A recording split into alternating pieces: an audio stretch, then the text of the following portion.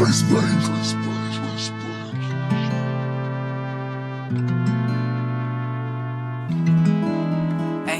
I figured out my key to success. Now I'm locked in. I learned how to open doors like a locksmith. All right, welcome back. You are now locked in with DK and Atwood. I'm Atwood, killer to my left. DK. Of course, as always, we are right here on the mats at the Next Element Academy, Myrtle Beach, South Carolina. So let's just start off with saying that we had a good outing at New Breed. Last we weekend? didn't do too bad. You know, obviously we had some lessons learned, and you know, with that, and it is a New Breed, so a more regional tournament. You know, instead of a more bigger tournament like IBJJF or something like that, or you know, just had a guy compete in Turkey. One of my blue belts. Yeah, lives in Aiden, Turkey. right? Yep, Aiden Amani. He lives in Turkey, going to school, doing some more schooling.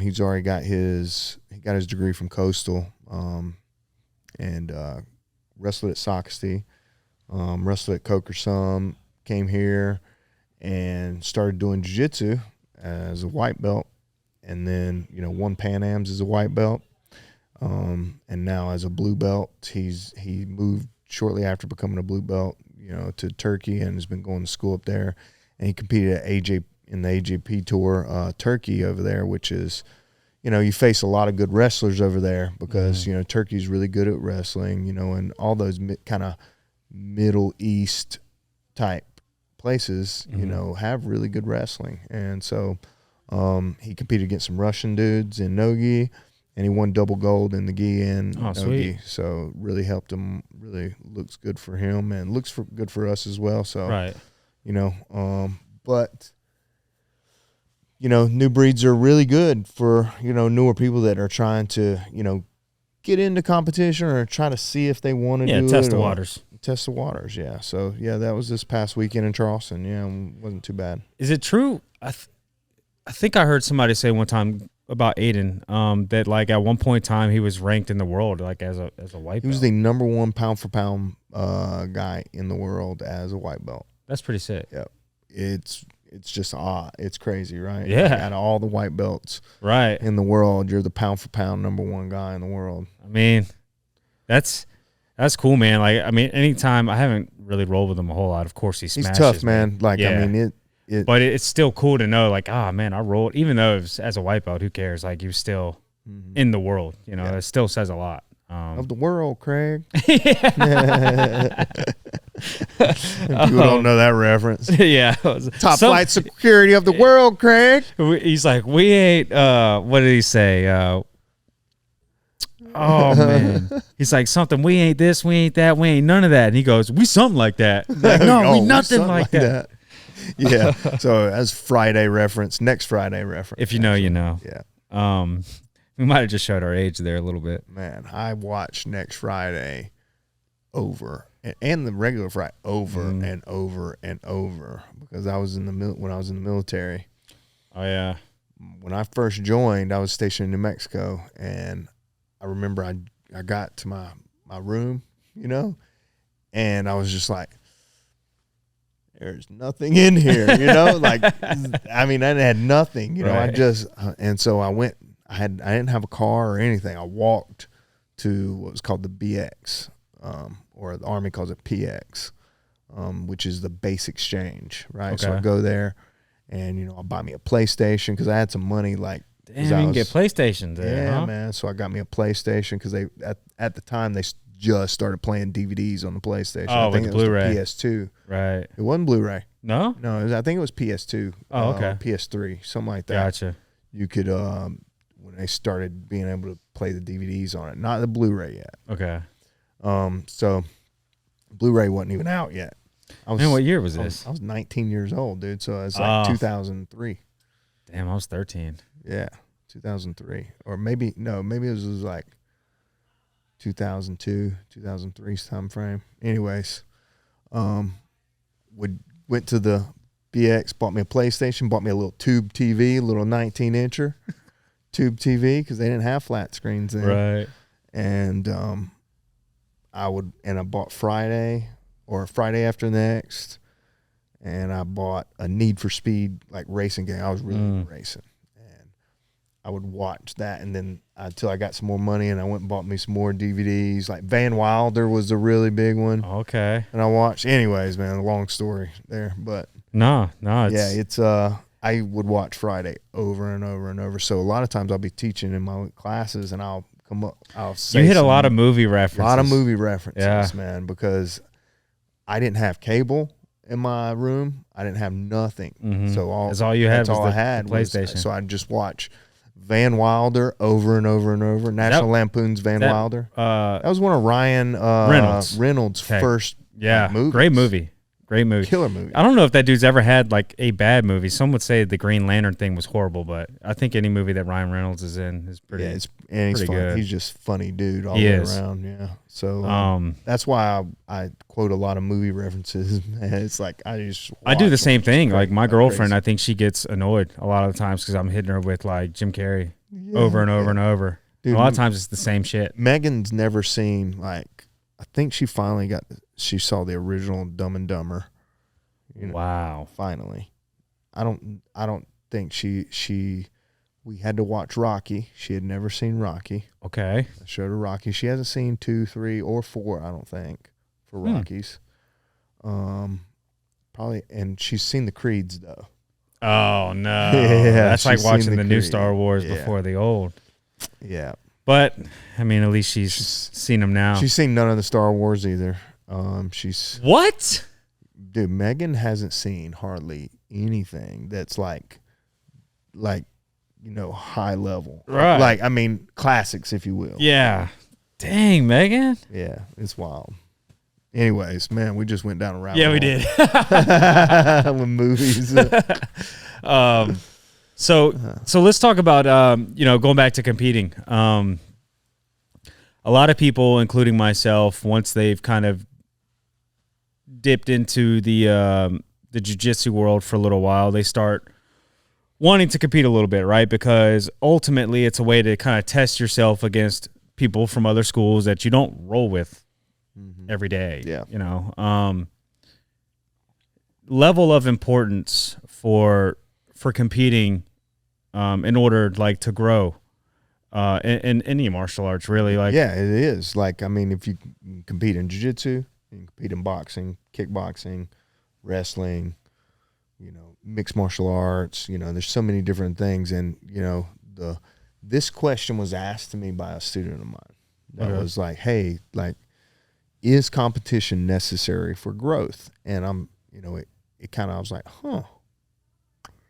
that's kind of a good question, right? So like growth, what do we mean by growth? Do we mean like an all-around martial artist? Do we mean competitively? Do we mean, is it necessary for you to, like, do you have to compete in order to get better? And you don't have to compete in order to get better. But if we're talking about the ultimate growth as a martial artist, and we want to be the best martial artist that we can be, we want to be the best Brazilian Jiu-Jitsu practitioner that we can be, I feel that competition is necessary, because if we just roll in the gym, we never get to feel that adrenaline response. That is going to happen if we encounter a self-defense situation when you're in you're out and about, and somebody's, now you got to defend yourself, or you have to fight somebody to protect your girl or somebody, like, I feel like, because the martial arts is all the above, right? Like, you should be a good fighter, or you should be able to protect people around you. right. You should be good mentally, physically. You just live yourself as this martial artist. You live your life. Because it's really as a martial lifestyle. artist. It really is, man, because the next day, if you don't eat well, the next day you come in, you're not going to train good, or you're not going to look good, or Feel sluggish. all yeah. kinds of shit. And all kinds. If I go out the night before and I know I got a 10 a.m. training session, but my friends want to go out and party, you can still go out with your friends, but are you going to partake in the alcoholic beverages and all the other extracurricular activities that night? Right. And will you be able to wake up and feel fresh enough to be able to go and train or not train, right? Like, So anyways, like the competition side of things, it gets a little, hairy sometimes because we get people that compete solely in jiu-jitsu tournaments and, is that going to protect you in a self-defense fight, right? When somebody's throwing punches at you and whatnot, if you've only focused on competition. My answer is yes. Yeah, I believe that. I think that that question could also be relative to the person, right? Because if, say, you only do train jiu-jitsu, but you're fairly decent. I mean, anybody can get caught with a punch, right? There's always a puncher's chance in anything. But I feel, the chances, you have better chances of maybe not getting hit than somebody, obviously. And closing the distance. Right. That's a big one. It's right. Closing the distance when you feel an altercation is about to happen, right? I bounced at Oz and Malibu for years. And then before that, I was in New Jersey and I bounced at a bar up in Red Bank up there. And so, I never once had to fight anybody. It was always, I could read that person's reaction. I could tell whether or not they were about to try to test me or they were going to be cool, And so I would just react before that person could react. And I feel that I got that, being able to look at a person and see whether or not they're about to do something from competition. I can see their mannerisms and little bitty things that are they about to, try to grab me? Are they about to, are their fist clenched, the body language. It's a lot about reading the body language. And, I've been fortunate enough to be able to compete so many times and be able to interact with so many different people. Plus, being in situations like being a bouncer, and things like that, helped me to be able to, learn how to react to people before they're able to react. I call it, I'm jumping before they jump. I'm going to make them do something before they make me do something. Right. So I would just be able to grab that person and put them, usually I'd just grab their collar or their shirt, right? And I'd snatch it up like it was a gi top, right? Like, boom, so it didn't rip off in my hands. And then I would be able to use my elbow and I'd control them and they wouldn't even be facing me. I had already just snatched them and we're going out the door, right? And so by the time they're able to react, they're already out the door. They can't come back in and I'm already walking back on the inside. I've already taken their beer out of their hand.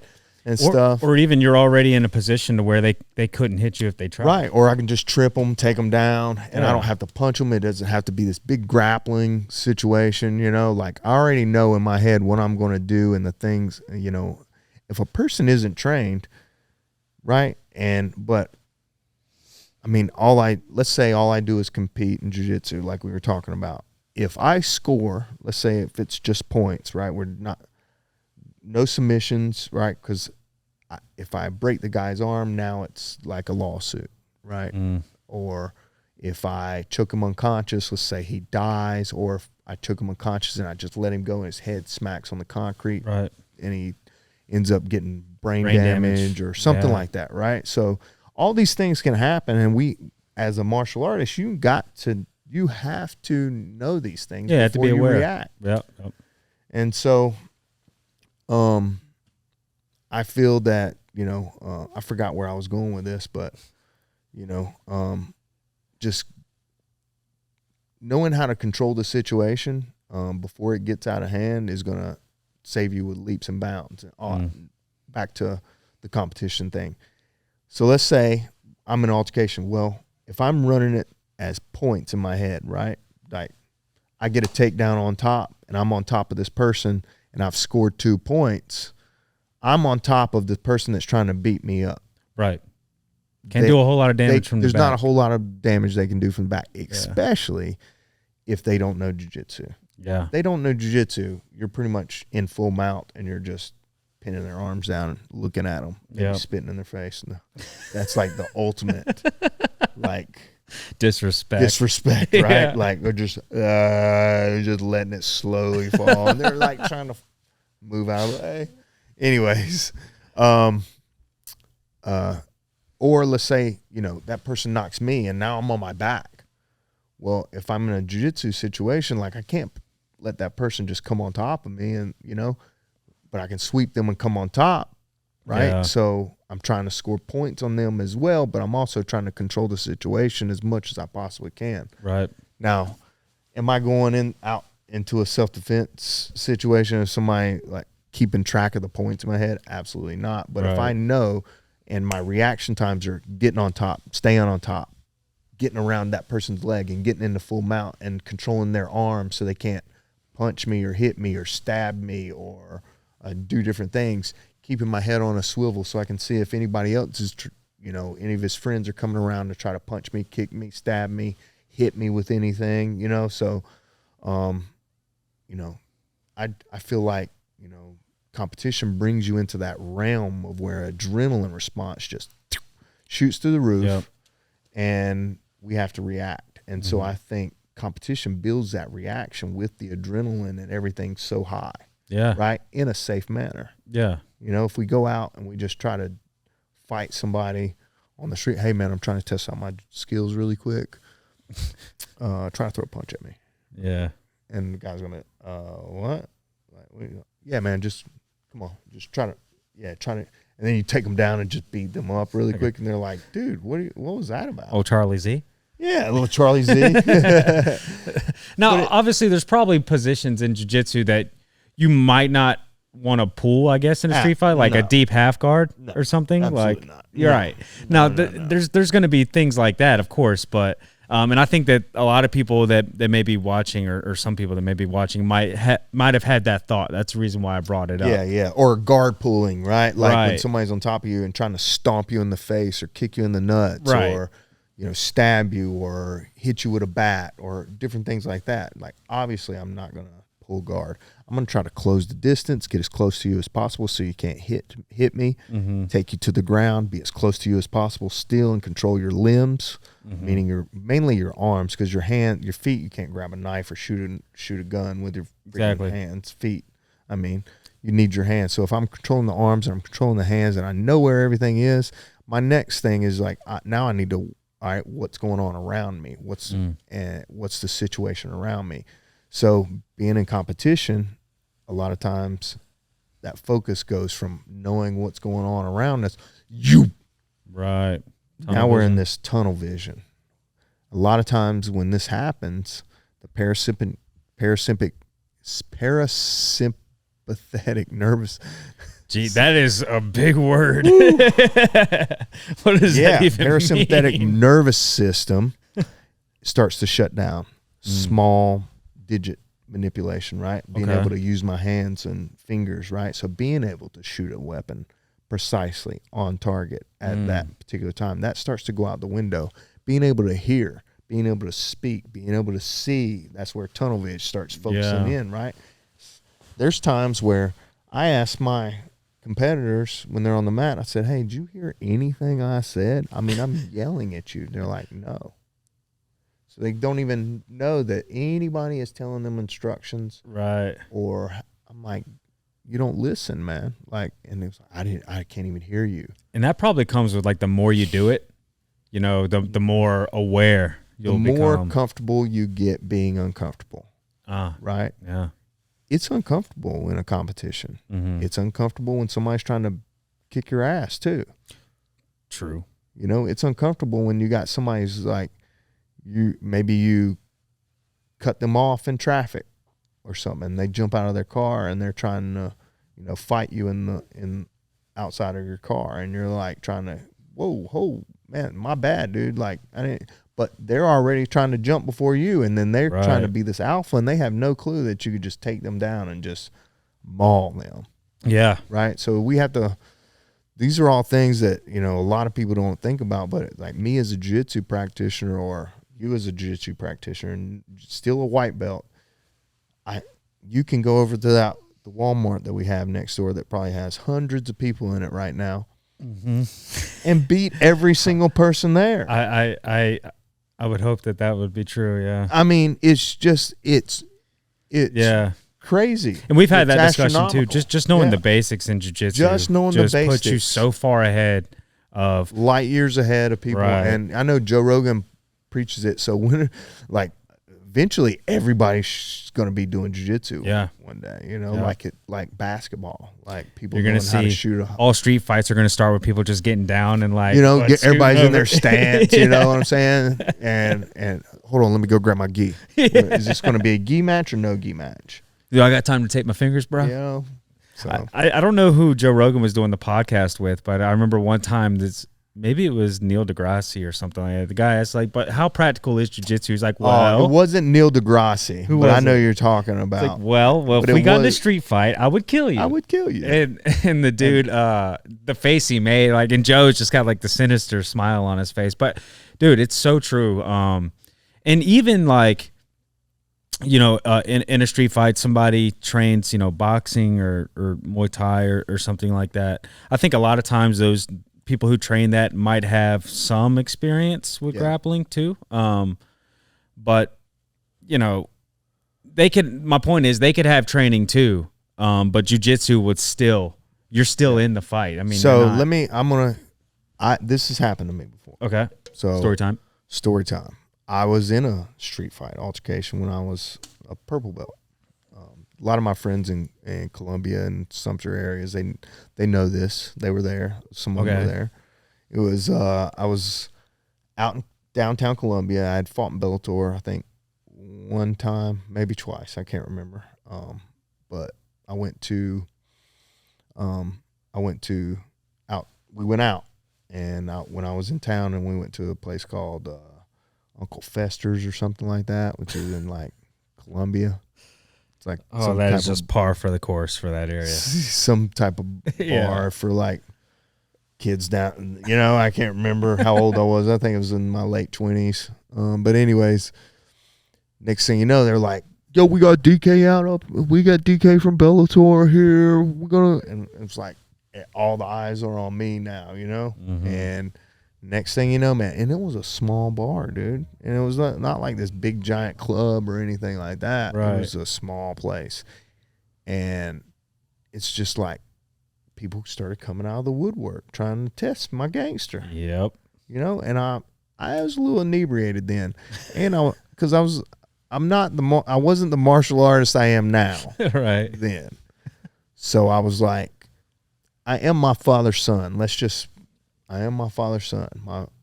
And so people got me hyped real quick. We got kicked out. So upon getting kicked out, you know, we go to another bar. Well, we go to this other bar, and next thing you know, this dude that I'm getting in, he shows up there. Oh no. And Followed so you.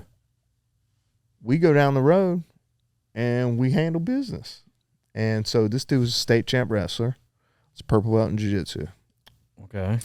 I was fighting in Bellator too. Right. You know, so like this guy had zero chance. Right. But he didn't know that because he always got in these street fights and different things like that. So he shot in on me immediately, dude. Like immediately. I kind of sprawled, but like kind of fell to my back actually really quick and locked on a triangle because the way he was, you know, positioned, I had a triangle, you know. Stop, boom, locked in a triangle, and was elbowing him while he was still locked in the triangle, and he went unconscious. I just let him go, and I went to where I needed to go back. It was called the Loose Caboose, right outside of. These names. Yeah, man. Well, you got to think of the college town, you know. Like, I know. I'm get literally it, but can see Williams-Brice Stadium. Like, I mean, it's right there. I haven't been to Columbia a lot, but would that be like 5 Points area that I always hear about? No. So the stadium sits a pretty good ways from 5 Points. Okay. So we're out. It's out near. Have you ever been to like the the state fair in Columbia or anything? No. So, I mean, it's literally Williams-Brice is like across the street. Okay. From this bar we're at, but we went down the road to this little grassy area and fought. And then went back to the. And then Loose I choked him Caboose. unconscious, and then I went back in the Loose Caboose, man, and partied until 6 a.m. Yeah, it was a good time. I mean, man, I shouldn't have been partying or doing those things. Like, but, But since we're talking about jiu-jitsu working in like, you know, a street against fight. a lot of different people, Right. right? Like, I mean, this dude was a wrestler, and I mean, it was so fast, man. Like, I mean, it was no time. Guy shot in, I had him in a triangle. Mm-hmm. Like, and he was getting elbowed to the dome Right. 50 times. So growing up, I did karate. Like, that's kind of where my martial arts journey began. And How old were you when you started? oh, dude, I was in elementary school. It started off as like an after-school kind of thing. Dude, I wanted to train so bad. Like, they had a Aikido school in our town. Okay, so I did Goju-Ryu, which is it's like an Okinawan, ancient kind of Okinawan Japanese thing. Ancient, Yeah. ancient Japanese. Like this form. is, and I'll tell you why. Because these techniques in a street fight, I mean, I love Sensei. If you see this, man, I love you. And I think that karate is great for kids to learn discipline, and things like that. Self-control, and But following directions. the first time, well, really the only time I ever tried to use that in a street fight, It did not. I got my ass whooped. Because I'll tell you, and I'll give you a little demonstration. You are not blocking a punch doing this. Because it's coming right. It's not happening. The other one is coming right at your face, and so I say all that to preface this. There's just some martial arts that probably aren't going to work to its full effect. Now, I will say there's things that I learned because Goju-Ryu is, and this is going to sound cheesy, but it's true. Karate Kid, it's the same. Gotcha. It's the same exact style. Like there's actually like crane stances and all that stuff, right? But some of that will definitely help you out. I feel like the kicks will help you. You learn how to throw a kick, like whether it's a snap kick or like a teep kick, right. question mark kick, like stuff like that. And it taught me didn't teach me how to punch correctly because you're punching like this, but that's where I learned that it was the first two knuckles. So there's definitely things that I learned that I was able to take from that and apply, really in you know, whether it's boxing or whatever. But there's just some things that will get you hurt, man. Especially with anybody with any ounce of training, it will just get you hurt. Well, you think same with, you know, if you're a strictly boxer and you go into an MMA fight, you're gonna get hurt, done, man. You know, like let's say you're going up against a kickboxer, Muay Thai fighter versus a boxer. Who you got? Well, if I really wanted to get into that, like dive deep into it, I would say that I'd have to watch film and like it's relative. But in general question, I would take kickboxer. Me too. I would too. Just because the kicks just completely ruin the range for a boxer, right? The boxer needs to get in punching range. If you're in kicking range, and a boxer's stance is a little bit more narrower, which meaning that lead leg is a little bit more further out there. And you're going to tag it. Man, just calf kicks. Just tear the calf I was about to say up. that. Like they're and not. Then that used person to, is going to be on one leg, kick. and then you start teep and push Dude, kicking them. It wasn't an argument, but I was debating with two of my friends the other day. They were talking about like old school martial artists that did movies and stuff, right? Like Jean-Claude and things like that. And then somehow, some way we got into the subject. They're like, man, I bet you there's some Kung Fu masters out there that are crazy. I was like, dude, I don't care who they are. I would take an MMA fighter over any of that.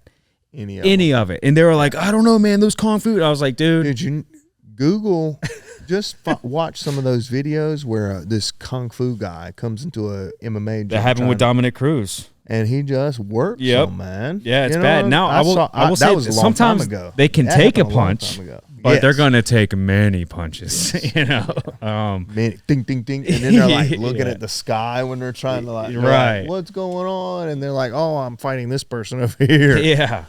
But, I mean, all that being said, man, I think that martial arts, any kind of martial arts are good, not only good for the body, they're good for the mind, good for the soul because of the basic principles that martial arts stand on, right? And main one being discipline. Yeah. You know, most martial artists aren't rushing in like gung-ho, trigger happy into a fight. You know, you kind of just try to like not do it, but if you have to, then you're ready. Do it. Yeah, and that's the way I am now, man. You know, it's like before I found MMA or jiu-jitsu or anything like that, I looked for the fight.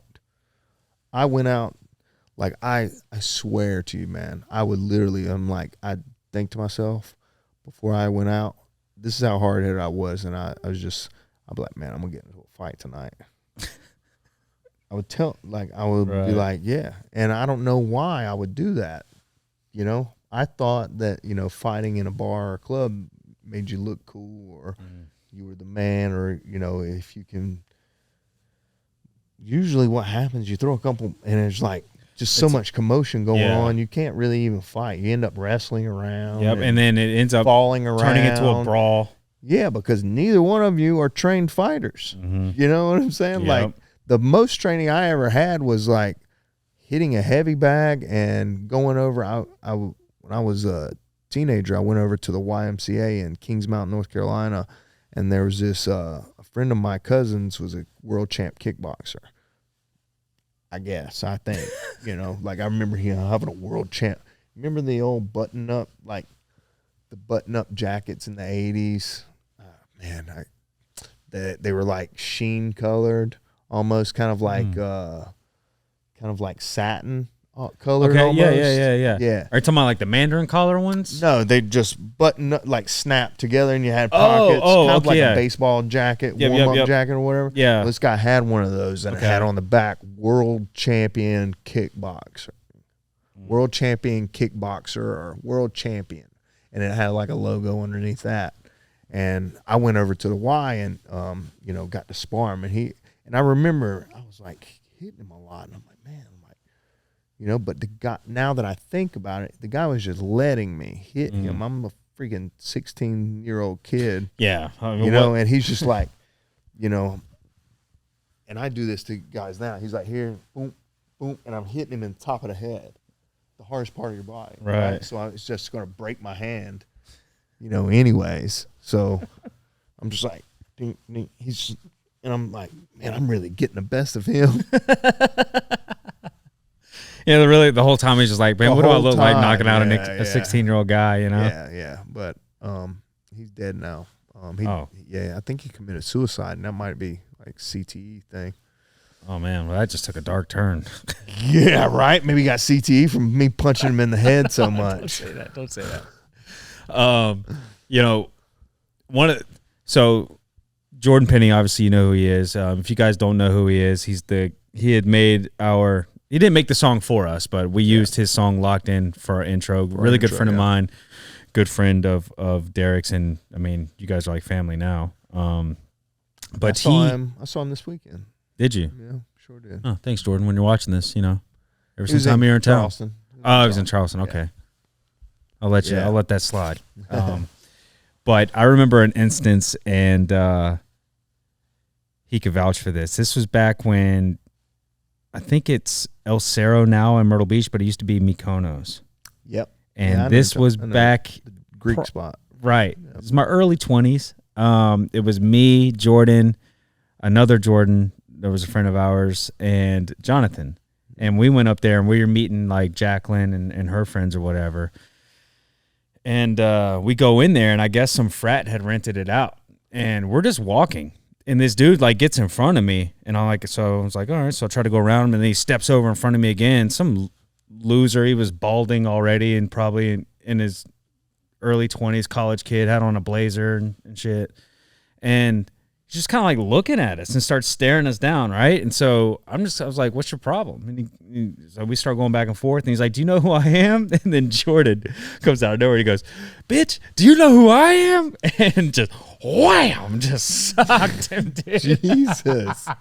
No way. Dude, Jordan, I'm telling you. I never seen that. Jordan is a little firecracker, huh? Yeah, okay. And he's not scared. All right, Jordan. He's not scared. Okay, and I think what actually started is at some point, like I turned around and like I was gotten between him, and I was kind of like trying to like push Jordan back, and the dude tried to swing on Jordan and like kind of like forearmed me in the head. Oh, and then Jordan kind of like reached around me and got him good. He's like yeah, Mitch. Yeah, exactly. And see, Jordan, you know, I don't know how tall he is. He's a little shorter than me. I'm probably like 5'9". Yeah. 5'10", hopefully. And this dude was probably like 6'1" or something. So man. Jordan had to like get up there to get him. Yeah. And so right after that happened, security guard saw it all, came up. The dude was bleeding. They kicked him out. So me, Jordan, and Jordan, I don't even know where Jonathan was at this point. But we started walking to the dance floor, and so they had a long wall there, and turns out a frat rented this place out for the night. And he was part of the frat. Yeah. So next thing I know, they all start coming up and cornering us along this wall. And I'm not lying when I say there was probably 10 of them. And I think that they assumed that Jordan Forcier had done it. Shout out Jordan Forcier, because he was like the biggest out of all of us. So they started cornering him and like isolating him away from us.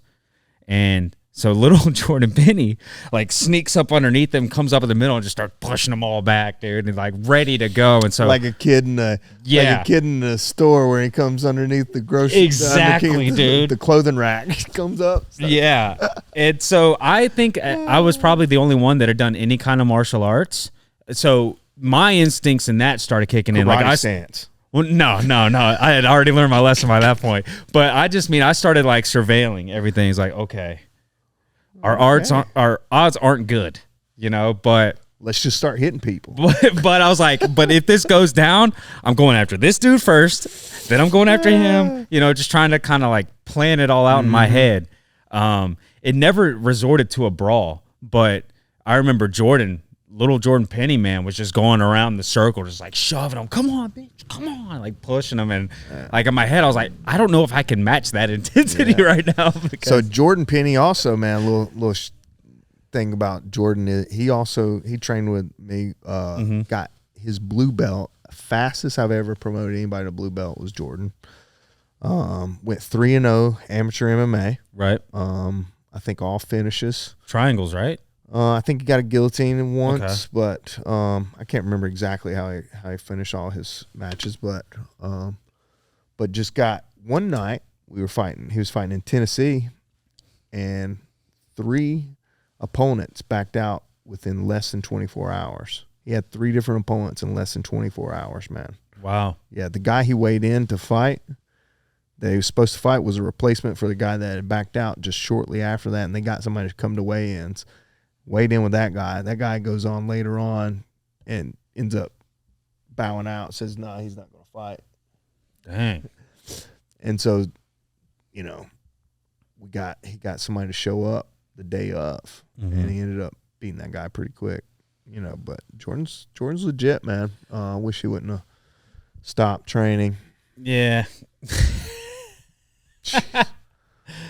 But yeah, Jordan I've always been impressed by his I guess you could say like tenacity, Yeah, I think he's very similar to Nick, who we're going to have on next. He's very similar to Nick. Like he puts his mind to something, and he focuses on that little area subject, and he gets really good at it. But then he gets bored too, and then so he moves on to the next thing to kind of fuel his and spark his interest. I'm very similar to that. When I get involved in something, I want to be the best at it. I want to be really good at it, but I do lose interest very quick. But it is like, obviously with fighting and everything, that's something that's deep in my soul, that I've wanted to be the best fighter ever in anything, whether it's boxing, kickboxing, jiu-jitsu or whatnot, ever since I started. I want to be the best. I want to be able to go to whatever gym it is and be able to handle myself with the best jiu-jitsu practitioner. I go to another boxing gym. I spar with the best pro boxers or the best boxers. I go to a Muay Thai match or sparring or whatnot. I handle myself Muay Thai, wrestling, all the above. I want to try to be really, really good at it. Obviously, I'm a teacher or I'm a coach, so it's like I need to know everything. But yeah, and that's just a natural competitor's mentality too. And I think most men probably feel that way. You know, I'm very similar. My thing is like I try to be as good as I can. Like right now, for instance, white belt. I just want to be one of the better. My goal right now is to be one of the better, if not pound the best for pound white belt in the belt. world. Pound for pound. Well, we'll start with here at the academy first, all right? But I want to be able to get on the mat with any white belt here, and if I can't beat them, I don't want them to be able to choke me, and I just want to be a hard roll for anybody. For sure. Whether it's white or blue. Yeah. Yeah, you need to start mixing it up. You start mixing up with blue and like pushing them, like, man, like maybe you'll win a match on points or something like that against a blue belt in here in the gym. Exactly. And stuff. But that's also where competition goes different. We get some guys that, in here, man, they're just a killer. Killer on the mat because I mean, they know everybody. Right. They go into competition and they just fizzle out because there is they've never felt that adrenaline dump or that adrenaline experience that happens because all these people are watching you about to get down and, the time spent and the months preparing, for that. Absolutely. So. Yeah. And, and that's another thing about competition too. When it comes to failure, right? Like nobody likes to fail, nor should you want to fail. But I think that it's important that you're able to accept failure, right? And learn from it. That's why we call them, instead of them being losses, those are lessons. Lessons, yeah. That's a lot of my losses. I learned so much from my losses, just as much as I learned from my wins. Because a lot of times after the wins, you don't sit back and be like, man, I can't believe I did this. Like I shouldn't have done that. Like you don't go back and harp on your flaws that you did in that fight. You're like, man, like check this knockout right here. I set him up, bing, bing, bing, boom, and he's down. I was like, I should have did this, and this, but you know what I'm saying. But people don't do that as much. I recommend you do that. I recommend you go back and watch your wins and go back and watch your losses and break them all down and learn from those and see like, oh, if I would have done this or had a quicker reaction time at maybe a left high kick, I could have caught that guy with a left high kick or something like that, Yeah. So I mean, failure can be the foundation for success if you allow it to be. 100%, man. Yeah. There's so many people that I've known that have started their MMA career like with losses. A friend of mine, Philip Rowe, fights in the UFC. They call him, Fresh Prince, Phil Fresh Prince, or the Fresh Prince, Philip Rowe. But he trains out of Orlando. That guy started 0-2, man. 0-2 as a professional fighter, and he's now in the UFC with 3 knockouts. Yeah. I think a lot of people in that position, 0-2 as a pro, they'd be like, man, is this really something it's that so I can crazy, do? Dude. Like I met Phil at a fight for Tomar, Washington. We were at Jacksonville at Camp Lejeune for a fight on base. Oh, okay. In Camp Lejeune. And Phil was there. He was supposed to fight, but I think when I met Phil, maybe he was 1-2 as a pro, I think. And super nice. Definitely looked like the Fresh Prince of Bel-Air back then. Like, I mean, and he kind of rode with it too. Anyways, man, guy now is black belt in jiu-jitsu, knocking dudes out in the UFC. Went through on the Contender Series and, knocked out Nico Price. Nico's a bad dude. That was his last fight, man. Oh, okay. So I saw that then. Yeah, I saw Nico's last fight. Speaking of tonight, it's a Saturday. Does Trayshawn fight tonight? I'm not really sure, man. I'm not sure if it's like this weekend or next weekend. I don't keep up with the UFC as much as I used to, so I don't keep up. Like when I know when there's a fight that's coming on, I'll be like, oh, there's a fight. Right. But the next day, I always kind of watch the highlights and the recaps of things, and I see what people have done good. So I can stay up to date too, of everything going on. But I just, man, when I was younger, I knew everything. Like, I mean, all the stats and all the fighters and everything, right? And I remember going up to my coach, Kurt Pellegrino, who had fought in the UFC and he's fought some of the who's. I mean, he's fought Nate Diaz. He's fought like some of the greats. He's fought a lot of people, man, in the UFC, and since UFC's like 60-something, he's been fighting. He fought, I think 116 or something like that might have been his last one. Anyways, he fought 13 times in the UFC, so it's but I remember going up to him like, oh, you watching? He's like, I didn't even know there was a fight. It's like when you become academy owner and like your focus are your students, Yeah. a lot of time you're not worried about the next them coming fighting. You're focused on your guys and bringing them up, and that's kind of where check I'm at. out of it in terms of being the top who the champs. Like I don't even know who all the champs are now. Right. And like I knew everything back then. Yeah, that's something I always enjoy doing. Is watching. I wish that obviously whenever I was younger, I would have at least tried to do like an Emmy fight. I mean, is what it is, obviously, but I just always enjoyed watching it as a fan. I mean, ever since I'm not gonna lie and say I've been watching the UFC as long as it's been around, because I would have been like 6 years old or some shit, but I've been watching it since like the prime, Rampage days, Shogun, obviously St. Pierre, BJ Penn, all of them. So that's like when it started getting really popular. Yes, that is really on the brink of it really becoming the fastest growing sport in the world, which I think it still may be today. So I like to think that, like, I know, even though I wasn't, fighting, I've watched it enough to like know a little bit of the ins and outs in terms of people's skill sets. Not saying that I could, perform these things, but like know like what I'm looking at, So I forgot, what were we talking about before that? We kind of spaced out. This just happens, dude. That's the cool thing about it. It's like we just carry on throughout this thing, but it's we want to be good at everything, right? Like we want to be good at all martial arts, and the thing we were talking about is competing necessary for growth. And my thing is, I think it is to be the martial artist that you want to be. If you want to be the best, you can't just be the best in your gym, right? You need to like test your waters against other people. Are your skills up to where you want them to be, right? Like going against somebody here in the academy is completely different than going out against somebody that has their friends and family there to watch them, and they got something to prove, or like the adrenaline response is just something that you have to figure out. Like it's so hard. A lot of people can go through it.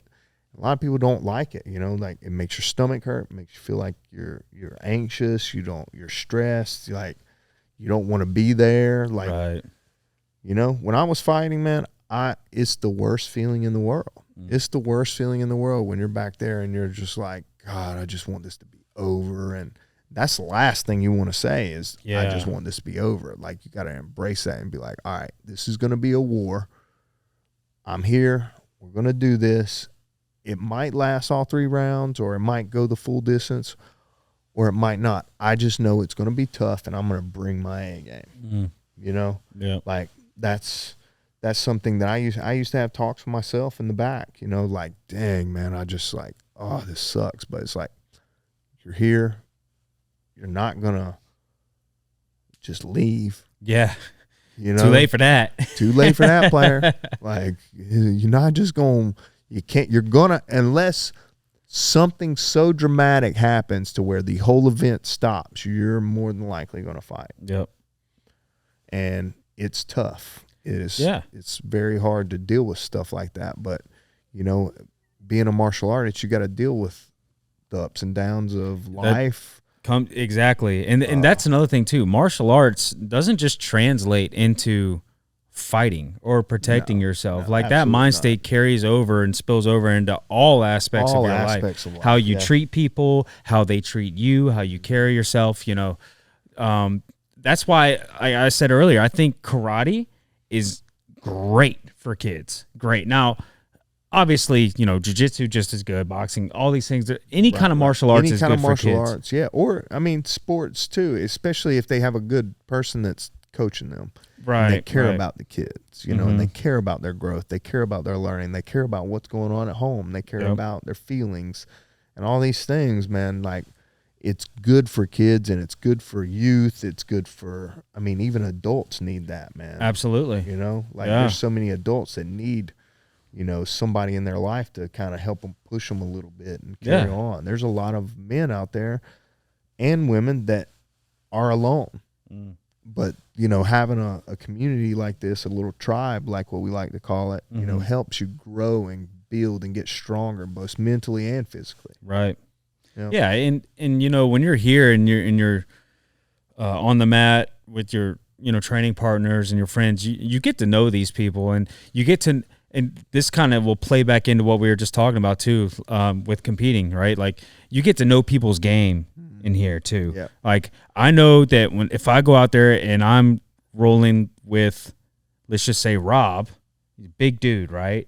If he gets me in side control, it's going to be hell for me. Yeah. So I know that I'm trying not to get put in side or control. On bottom. Right. And then you got other people too. Like, you just get to know everybody's game. They get to know your game. So when you go and compete, they don't know your game and you don't know their game. Exactly. So it's kind of like a roll of the dice. Like, are you going to be able to, what's it called?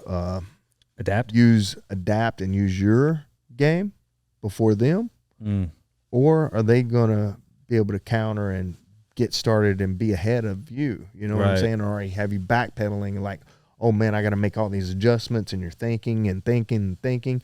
While that person's doing everything they had in mind, everything that they want to, everything that they do in the gym,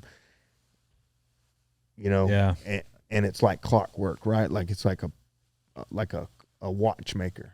Dude, they're just fixing all these little micro adjustments and different things like that, and doing, and you're having, oh crap, defend.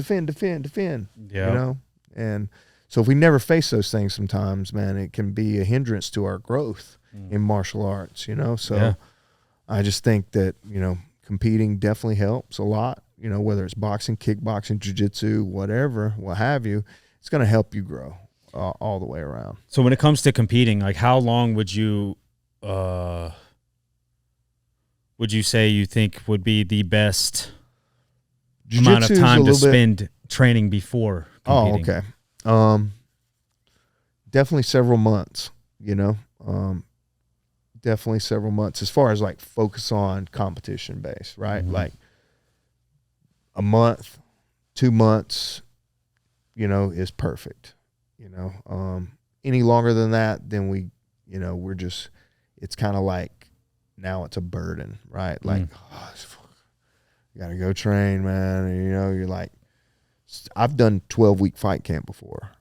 Eesh. That's not fun, man. Yeah, I can imagine. It's not fun. Wow. It's grueling. You get injured, and, it's just, I think if you start too early, just be like, all right, I'm starting, getting prepared for this match, for this fight or whatever. I think you still should have it in your head, like, all right, I'm going to do this, I'm going to do this, this, and this. And then about 8 weeks out, you start dialing everything in, right? Like, I don't like jumping into a pool head first without any water, right? So if the water's in there, already us jumping in head first is a little bit easier for us. Obviously, we're not going to kill ourselves.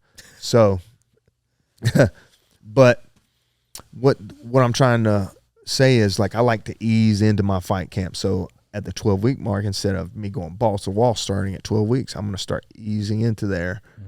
If there's days where I feel like I need to rest, I'm going to rest. I'm going to take off. But when that 8 weeks hits, that's time to start cranking up. And your body's already tuned. And your body's for it. already kind of like tuned up, right? Yeah. Like it's like testing out a race car on a track. The car's already kind of heated up, the tires are heated up, you're ready to kind of, and it's a smooth ride. Right. Now, not all the time, right? Like, you're going to hate your diet for 12 weeks, but you don't have to hit it at that 12 weeks. You start chopping away, eating pretty good.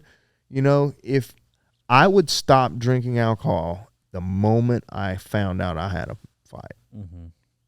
The moment I found out I had a fight, I couldn't do it mentally. Yeah. I just knew that the alcohol was hurting me and not letting me recover. Right. You're not doing yourself any favors at that point. No favors. Absolutely none, man. So it's, 2 too many times people's like, I got time. But man, you're just not doing yourself any service whatsoever. Yeah, I mean, it's not helping you can recover. kick the can down the road, but eventually, you're going to have to deal with the can. Yeah.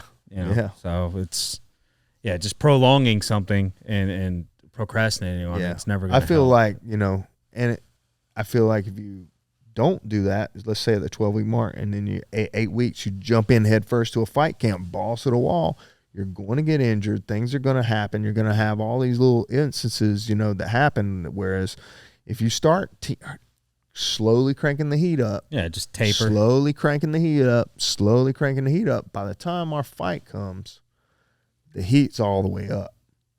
And we've been riding that heat wave the whole time. Now I'm on fire, bro. I'm ready to go. And it probably keeps the injuries to a minimum, when you don't just dive straight in. Dive right in, man. Like, I mean, that's me. It happened to me this week, dude. Like I'm trying to dive right back into training really hard and rolling hard.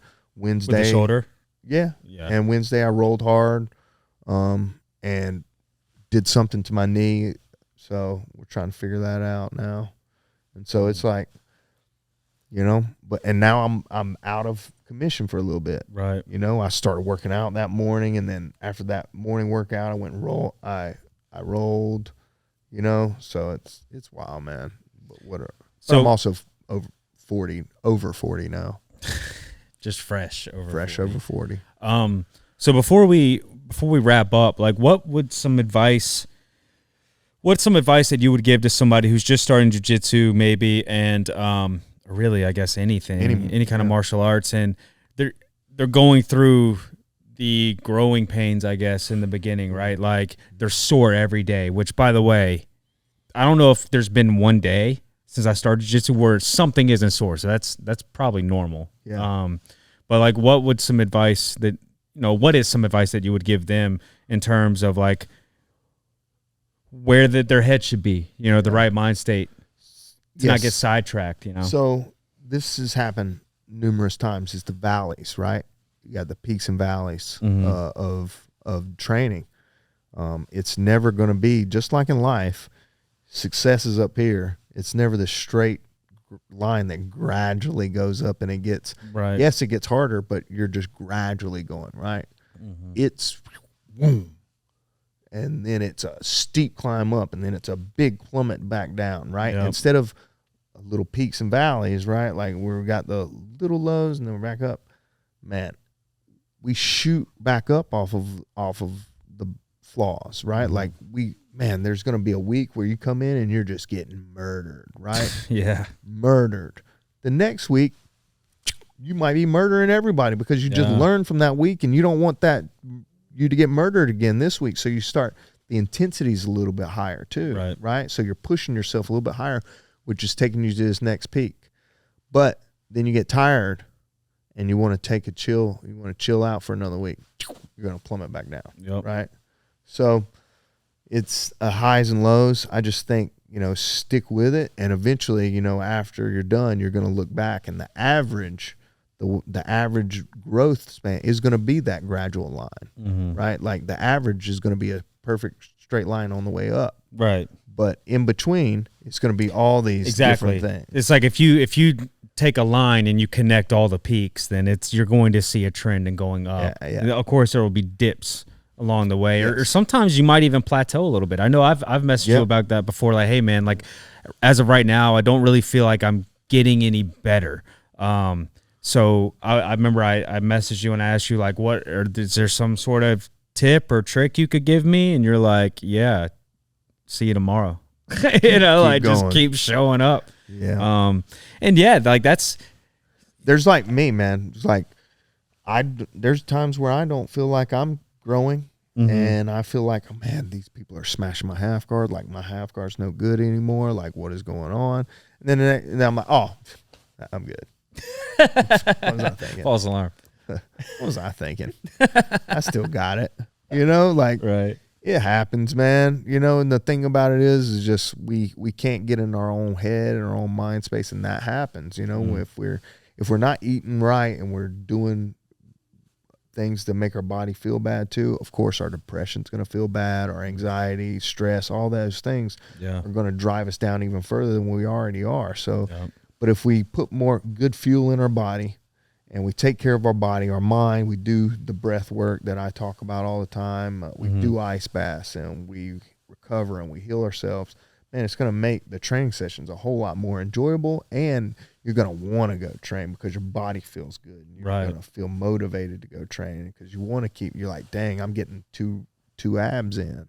You know what I'm saying? I need to get my abs back, by the way. But abs are made in the kitchen. Made in the kitchen, bro. Me and Megan we've been eating really well. We cheated last night. We got some cheat meals are important though. It's a way to shock the body. They are, but it's a lot of people, they'll do the cheat meal, but then it becomes a cheat day. It becomes a cheat day. Yeah. Can't do the cheat day. Got to be disciplined. Can't do the cheat day. Everything in moderation. Your whole week, pretty much, man, it's just in the trash. No, absolutely. Yeah, especially people that struggle maybe to lose weight. Yeah. You know, you spend all week, because if you're losing weight, like, I guess in a healthy way, I think that they say like a pound or two, or like maybe not even a pound a week. It's supposed to be 2 a week. Is it 2 a week? Okay. 2 a week's the healthy weight loss. Right. Yeah. So you eat a cheat day and just there's like that, especially if you're like me and you fluctuate really easily. Yeah. Especially like whenever I lose weight, you've been doing good healthy. On the scale all week long. You're like, holy crap. Like maybe you lost 3 pounds that week because you just ate so clean. You've been drinking plenty of water, plenty of fluids. And you check scale like, man, I'm gonna go have me a cheat meal tonight. You go smack you some wings down. Yep. Those wings are full of sodium. So all that water you're intaking, it's just it's on you and it's not leaving you for a little bit. So you jump on the scale on Sunday and you're like, wow, I'm 5 pounds. I've gained 3 pounds. Or 2 pounds, right? On top of the 3 that I lost, right? So you're like, what is going on here? And then you go back on the diet on Monday and do the same thing over and over. And it's just never gets, you might lose 1 pound out of it all. Right. You know, throughout 2 weeks. Yeah. And then you get a lot of people, they'll see that. And then after that, there's the motivation just gone. Yeah. You know, just unmotivated. If you can stick with it for 3 weeks, man, they say it takes 3 weeks to develop a habit, you know, so try to stick with it for that. But but that's all about being a martial artist as well, you know. Discipline. Yep. That's what it all comes back down to. Discipline in the kitchen, discipline in the weight room or academy, what have you. In public. As a person, in public, So martial arts, man, it's a lifestyle. It is. That I think once you indulge in it, that's when you really reap the benefits. Not even necessarily just watching somebody do it. Like when you actually try it yourself. It's when all the benefits come into play. It's really wild, man. You know, and we can talk about it, you know, but you can't see it. Yeah, exactly. You can't see the way it makes me feel. Right. You can't see the way it makes you feel. It might, be like, man, you're like, you know, I'm fitter now than I was before I started. Mm-hmm. You know, I'm in way better shape than I was before I started. You know, so you can't really see it, but you know it. You know what I'm saying? Yeah, no, it's the mentality, the martial mentality, which is what we were going to name. It was one of the things that we were thinking about naming the podcast beforehand, but went with Locked In. But with all that being said, man, you want to take us out? Tell people what they can do. Thank you guys again for watching. Please like, subscribe to our channel, comment. I know we've been having some comments here and there, so I appreciate you guys. We're still just getting started. We're going to have next episode. We're going to have Nick Dredick on. He's one of our boxing coaches. He's also somebody that has tried to do the Pacific Coast Trail in 60 days. An incredible artist. And the things this dude does with spray paint, and you didn't even know it, right? Right. Didn't even know it. Didn't even know it, dude. So guys, just interesting guy. And was a rapper as well. Had some beef with Jordan Penny. Really? Yeah. I didn't know that. Yeah. So they had some like rap beef. Like they made some raps. Oh, we'll have to talk about that. Yeah, I can't wait to dive into that. But Nick's a very interesting dude. He just got back from the Appalachian Trail. Went with two of our friends of ours and members of the academy on an 80-mile 4-day hike something like that. 4 or 5 days on the Appalachian Trail. That man is a beast. Yeah, Nick is a beast, and he's been, when we ask people to tell us like, hey, who'd you like to see on, besides Jeremiah, like I think he's been the most that I've received on the Instagram. So yeah, so it should be very cool, man, to talk to him about those experiences he had to do, on the coast, on the Pacific Coast on Trail. the trail. Yeah. So, but anyways, awesome. Thank you guys. Yeah, appreciate y'all. Appreciate you tuning in. Until next time. Out.